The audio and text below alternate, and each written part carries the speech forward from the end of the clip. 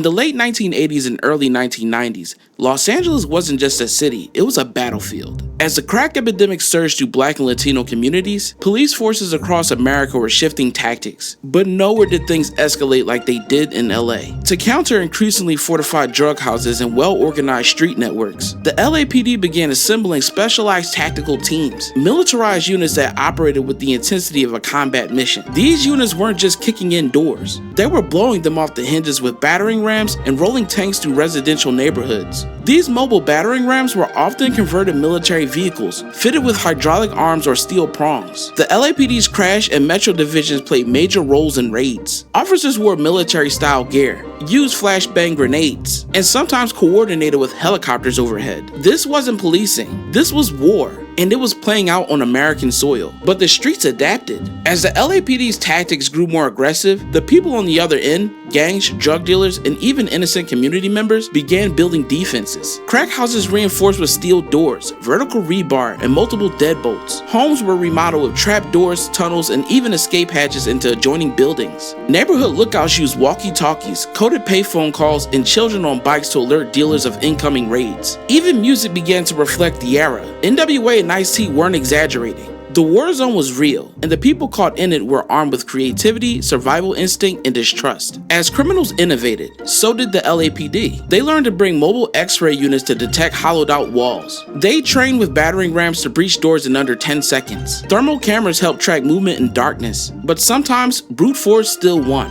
They'd flat entire porches just to breach a door. Police started deploying multiple teams at once: entry, perimeter, and sniper support. Raids often happened before dawn, with total element of surprise. But with this escalation came scrutiny. Communities felt terrorized, children were traumatized, and politicians began questioning whether the LAPD had become too much like the enemies they pursued. By the mid-90s, scandals like Rampart had revealed just how deep the corruption had gone. Accusations of planting drugs, false arrests, and excessive force left the department disgraced in the eyes of many Los Angeles citizens. The battering ram era faded, but its legacy remains. Many of the tactics developed then are still in use today by SWAT, ICE, and other paramilitary units. In the communities they once targeted, they're still living with the scars. Because when a city goes to war with itself, nobody really wins. The LAPD's tactical evolution teaches us how easily law enforcement can slip into militarization when fear overrides trust, and how the people adapt in return. The question now is, did we learn anything from the era of the battering ram? Or are we just waiting for the next war to come home?